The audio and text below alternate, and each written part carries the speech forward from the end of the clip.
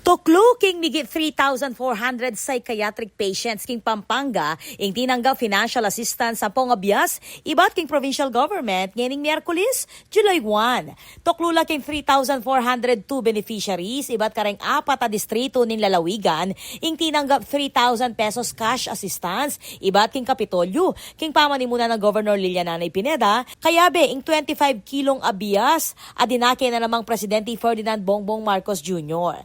Gewang distribution king Santa Cruz Gym king Lubao at Brenzigiao Convention Center king San Fernando. Agpang kang Gov Pineda, amuyuta na lareng pamilya na sesen lareng kayabe king bale at agada magpakonsulta king oras sa makaranas health concerns bangay wasang lumala ing kondisyon. Tinagon mo naman king programa Senator J.V. Ejercito kayabe reng pilang miyembro ning sangguniang palalawigan at aliwa pang lokal na opisyal. Patricia Mamangon para king News Force Pampanga. Balita ang tutuking Balen, susuyo.